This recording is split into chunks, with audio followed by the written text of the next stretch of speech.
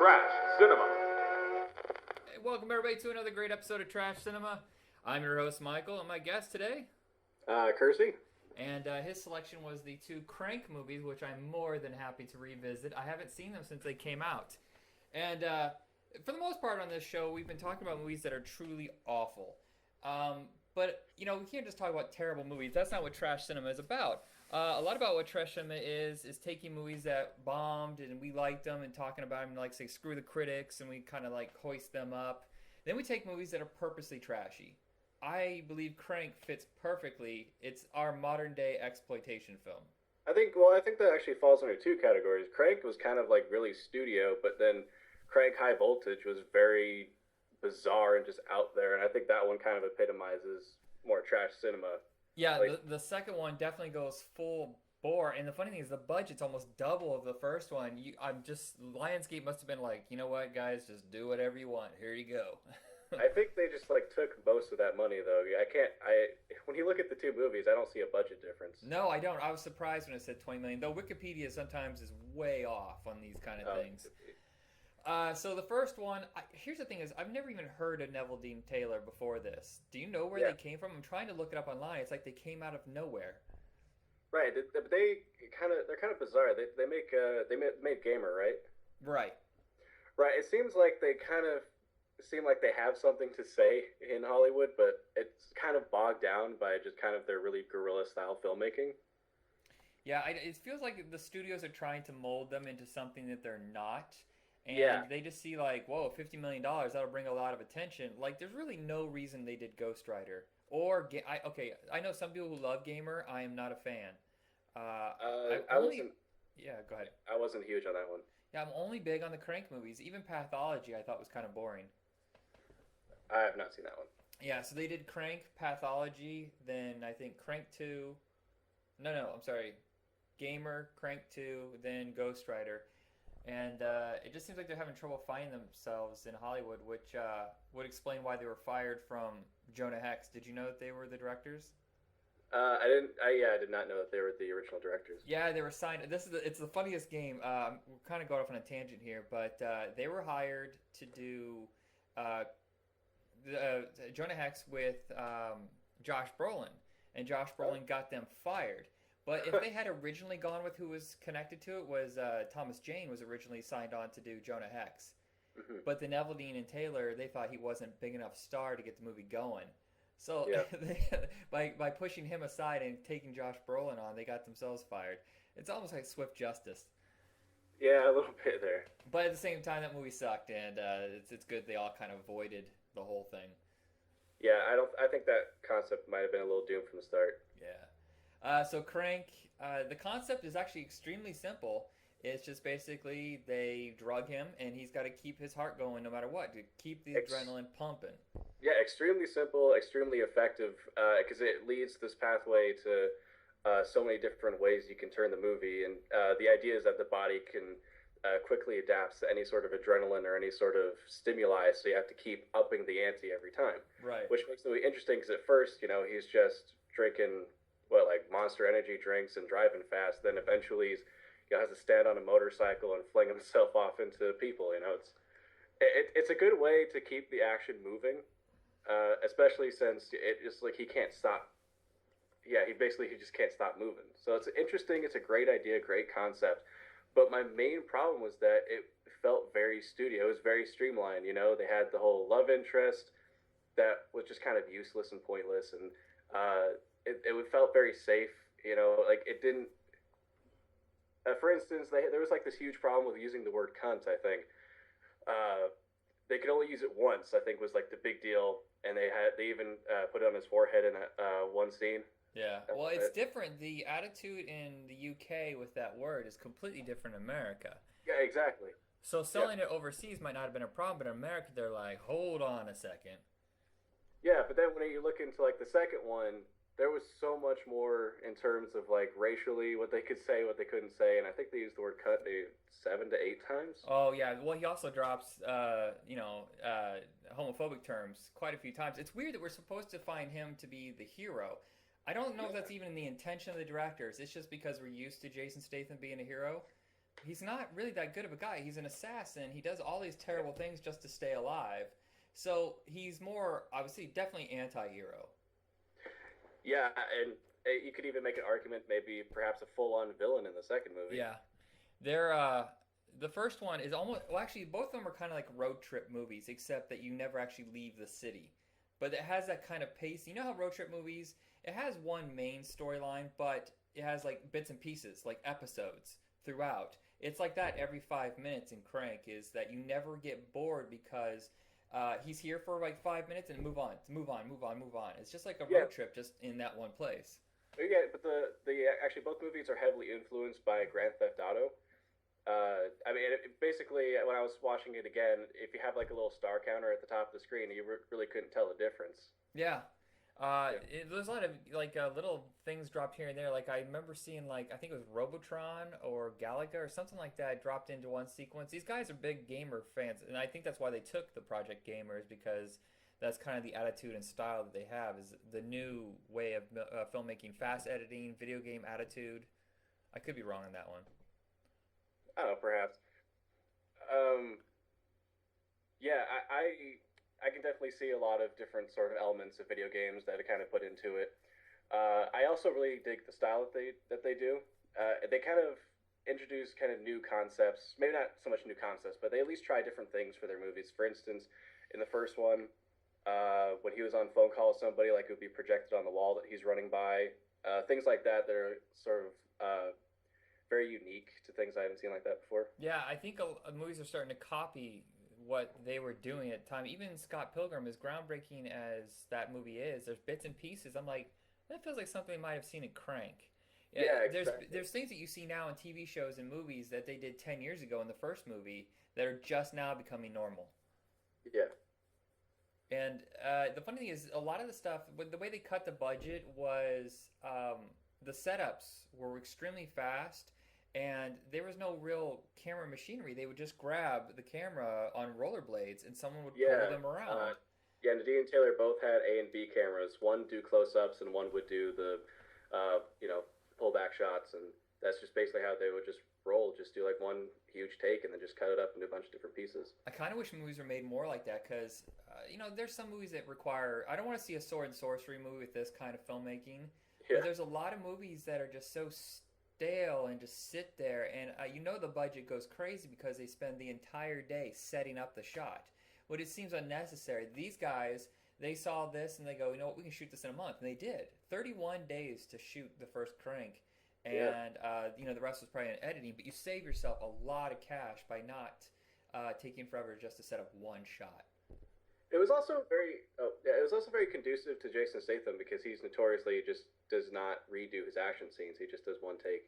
Well, it's surprising he did almost every single thing in this movie. I didn't know that was real when he's hanging from the helicopter. I thought, they're just hanging 10 feet off the air, making it look real. No, they were really up in the air. I was surprised. Yeah. The guy's got guts. The one thing that bothers me about Jason Statham is that he rarely ever accepts projects like this, or is allowed to do projects like this. It's almost, he's like our generation's Charles Bronson, where most of his movies are the same formula, generic. There's nothing surprising about it. The first Crank movie, that was there was some trouble in that one. He at first didn't want to do it just because he didn't feel like he was funny enough to fit that character. So it seems like he's kind of putting himself in that sort of Charles Bronson box, where it's like, I don't know if I'm able to go out and do these sorts of things. Yeah, it's. So I'm glad he did Crank too, because hopefully that gave him a bigger ego boost to do sort of more movies like that, because he's really good in those. Well, I think he's great in those movies. Yeah, I think he's very funny. I think he forgets. I mean, he had just done. What is the theft movie with Mark Wahlberg again? Mark Wahlberg? Mark Wahlberg, Charlize Theron, Italian Job. I don't know why I forgot that. Italian Job. He was really charming and kind of lightly funny in that movie. And I don't understand. Maybe he just doesn't think he's funny, but he actually is very, very good. He has excellent timing. Yeah, he's. I think that. I don't know. It's kind of tricky to speculate on why he thinks he's not funny. I can't understand why. I think because he has like this very deadpan. He just doesn't think people will catch on. Right. But like insert anyone else into Crank 2, most people probably would be repulsed by him. Right. He has to have some sort of charm and desperation for you to kind of feel where he's going. I was listening to an interview with the director of this, and he said they originally went to Nicolas Cage, but he was too expensive. So Yeah. that's when they like, let's look outside the box of who would be a good fit for this. And that's when they went to him. God, now I'm just thinking of like what Nick Cage would be I like. know. I think it would be A just lot, as entertaining, just a different kind of entertaining. a lot more screaming and a big hairpiece is all it needed. Yeah. I guess. Yeah, I don't think you'll ever see Nicolas Cage with the same hairdo that Jason Statham has. Yeah. The one thing that I thought was interesting is that last year he realized that he has hit a wall with those, straight up action movies. And he went to his agents and said, I gotta change the direction. That's why he's doing Spy. That's why Furious 7, stuff like that. I think he realizes that he only has a few more years before he's straight to video. So it's smart thinking on his part. Yeah. But I hope that he comes up with another. I know there's not going to be a Crank 3, at least not with him. But I Well, wish. left the door open a bit on the second one. Oh, well, let's get to the second one. So the first one, he ends up falling out of the helicopter and landing on a car. They did that in that really cool like 8-bit or almost like computer old video gaming style where he's falling out and Yeah. then smash cut to the video of him hitting the ground and then Chinese guys in the van just get a snow shovel and just shuck him right into the van and drive off, and that's how it starts. Yeah, I wonder. The second one didn't do anywhere nearly as well as the first one. I think it did about 50% of the business. Yeah, I did not. If there had just been one Crank movie, it would have been fine because it's kind of hard to believe that he would have lived. But the second movie goes in such an insane turn beyond reality. Like you said, it's a live action video game. It doesn't matter. The reality is gone. This is their own world. So therefore, I bought into it. If they hadn't gone crazy, I wouldn't have. I'm dating, and the girl that I'm dating now. I just showed her some clips from the movie. I was like, "You're not going to believe the kind of stuff you're going to see. Like this, you can't believe that this is a movie." And she was pretty entertained by it, if not just for how insane it goes. So, if you're on the fence about it, I would say just check it out just for curiosity's sake. The first trailer that came out when he's attaching the jumper cables to his nipple and his tongue, I immediately went, I have to see this. I have to see this. The money shot of the movie, really. Yeah. Well, that's the thing. This time around, his heart has been taken out completely, and it's been replaced with one that has a low battery on it. I don't. No, it's an Avicore heart. It's Avicore artificial heart is what it's called. And I guess the reason it has a low battery is because it's only intended to keep him alive long enough so they can get the rest of the organs. They're going to take his schlong too, which makes him wake up and go, "Gotta get out of here." Yeah, that's how we escape. Yeah, no, yeah, the heart system's only supposed to keep you alive for a couple days awaiting transplants. I was surprised they actually did the research on this artificial heart. This is the little science that Doc Miles uses is actually pretty accurate to how it actually works.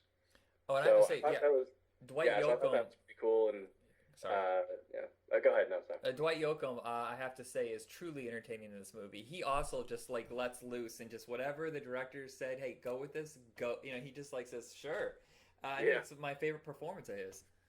Yeah, you know what was really weird though, and part of of course they have to insert some kind of gaming stuff, and this time they actually enter Mortal Kombat that Doc Miles' assistant was playing, and I believe she was playing on a Commodore 64 controller, which is just a joystick and one button.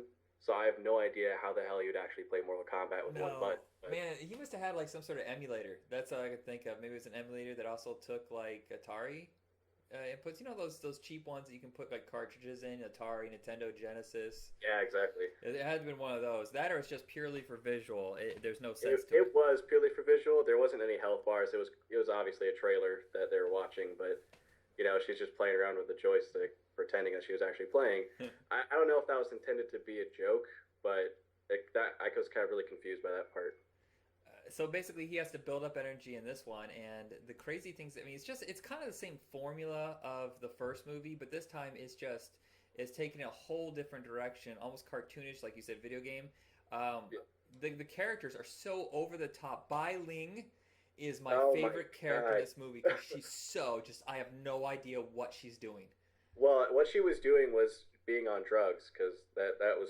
I don't know if she went to rehab before or after that movie. I'd like to think it was after. Yeah, she was just nuts. I don't know what she was saying half the time. If it was written, if she just was going on with it. Because I know that she actually is a pretty decent actress. She made this movie called Dumplings. You can actually, I'm not sure if it's on Netflix anymore, but you can check it out. It's actually she actually does a really good job, and she actually does understand the art of subtlety in her acting. So I don't really know if this was either if it was just she was really high at the time making this, which could definitely be a possibility if this was written or if this was just off the top of her head. But she is just crazy. And I think on the opposite end, you have Corey Haim, who now is clean for the first time in years for his final performance, I think. He actually does a pretty decent job. He was in more of it than I expected. But man, that mullet looks so obvious. If you look at the back. It's terrible. But again, it's hilarious. Yeah, it's just obviously like just tacked on. I don't know if they meant it to look that shitty, but I was actually just pleased to see that he was on there. It's a good final performance. Yeah, that flashback with his really obese black girlfriend was that was pretty funny. Yeah, he was actually in it for a while. It seems like it would have just been like, oh hey, here's Corey Haim. Now let's go on to the movie. But he actually comes back, I think, a couple times. Oh yeah, he comes in throughout the movie. Who's Carlos? I can't remember. He's an actor you see a lot. He was in 187. He's the one with the huge mustache at the end with the huge shades. His brother was the one that was killed in the first movie. Oh yeah. But you see him every once in a while, and there are certain moments I will say in this movie where it kind of makes you slightly uncomfortable because it's taking stereotypes almost to the top, like absolute full tilt boogie, and you're just like, were they okay with this? I don't know. Yeah, that was bizarre. He was just like, yeah, he made that guy cut off his nipples, and then all of a sudden he's just like doing this weird dance and singing. Yeah, they must have just said, you know what, do whatever you want with this role, and we're cool with that. It's Clifton Collins Jr. I forgot. I don't know, but yeah, it's like you're gonna get your paycheck either way. Just do whatever you want. And lastly, I should mention David Carradine. That's No. the other one where you're like, wow, was he okay with this? Because I know he's known for playing an Asian in Kung Fu, but that was the 70s. This is like 35 years later. Yeah, well, and this was one of his last movies that he did before he ended up killing himself, I think. I looked up his IMDb, and he's got a ton of movies that came out after his death. So Yeah, some of the lower budget movies, they sit around forever because they can't afford post-production or just it's more cost-effective to take your time with it. yeah. But he still has a movie that has never been finished. It's not going to be finished. I don't know why it's even on here. He's been making a movie since the 70s called Mata Hari. Oh God. Yeah, my favorite book of all time. It's supposed to be something that's really artistic and poetic. It's not. Well, not in the typical terms. There's a movie called Lonesome Highway that he wrote. It was about 6 years before he came back with Kill Bill. And basically it's all these stories. The thing is huge. It is the biggest book I've ever read. It's like 1,000 pages. And he talks about how he would do all these crappy movies for Roger Corman, which basically destroyed his career, so that he could make Mata Hari. It cost him so much money, he never finished it. Which is kind of a shame. Hopefully someone could patch it together. One more thing. I had a couple things written down. One of the things that I really liked about the second one was that they actually made fun of their emotional climax of the first movie, because that was, I think, probably the worst part about it. Yeah. When he's falling out of the helicopter and calls his girlfriend. I mean, that's stupid. Of course that's not going to work. You know? When you're falling that fast, you're just going to hear wind. Yeah, that or you won't get service that high up there. Exactly. So the second one just made fun of that idea. You know, the answering machine just plays wind sounds, and yeah, I thought that was great that they were at least self-aware that their first movie kind of seemed a little studio-ish for their style. I actually know somebody who was in both of these movies. Really? Yeah, he's only in each one of them for like a minute. He's the reporter, Ted Garcia. Oh, really? Yeah, he was telling me the other day, he's like, yeah, the first one's so much better than the second one. I was like, I would say the exact opposite, but that just depends on your taste in movies. Yeah. Well, you had some other notes. I'm sorry. Go ahead. No, just the last thing I wrote down was, I got two more things. The ER doctor was Glenn Howerton. Oh, yes, excellent. Yeah, he came back for the second one and got shot in the face. That was the most horrific. I just kept waiting. I was like, I know the bullet's going to fly through somehow, but I didn't expect him to die. That was... That was a bizarre scene. I don't know that lady was a therapist or what, or what he was. I'm assuming it was therapy, but she was just talking about sex the whole time. And Yeah. again, it's one of those weird concepts they had that they just kind of went with, and it's hilarious, and I love it. Yeah, the funny thing is, everybody kind of has a wrap up. I mean, there really doesn't need to be a part three. Almost everybody has, even the small characters, they wrap up their story. So there really isn't a need for part three. But at the end, he basically bursts into a ball of flames, and they put him out, they wrap him up, and he's sitting in the Well, bed he at the end. flips off the camera too. That's the last thing he does. Yeah, With I kind of wish. fire. I kind of wish the movie had just ended that way as a big screw you to like it's kind of like saying screw you to what you expect from a mainstream movie. But then Yeah, at the end he's still alive. You're like, ah, well, okay. yeah. Like how? What else can they do to like? Yeah, like the idea of him having to increase his adrenaline. That's awesome. The idea he has to keep his body electrically charged. What else can you do really? Yeah, Without it being contrived that we've already, it's like, all right, we've already seen it twice now. It's enough of this. yeah, I don't know if they were gonna have him on fire for the entire movie or like he constantly like bursts into flames. He has to freeze himself. You know, like he's constantly putting like coolant on himself and walking in the freezers. I don't know, but it's kind of good that it just ended. Yeah, I don't think there needs to be a third one. Now, normally on this show, we have that moment where, like, do we recommend this movie? Do we not recommend this movie? I don't even think this is up for debate. I recommend both of these. Oh, totally. Yeah, this is probably the best movies we've discussed so far. Is there some like these movies that have this exploitation grindhouse attitude that just they're not one of those movies you find on Netflix where it's just like, oh, that's purposely trash. This is a good idea by good directors with a good actor. It's just done in a drive-in way. Yeah. You never get bored. No, no, never. All right, so I think that's it for us here at Trash Cinema. Thank you, Kersey, for being on the show. Hey, thank you very much for having me. And everybody, check us out on Facebook. We're under Retro Rocket Entertainment. And let us know if there's any movies you want us to discuss. And that's it for the night. Thank you. Hey, thank you.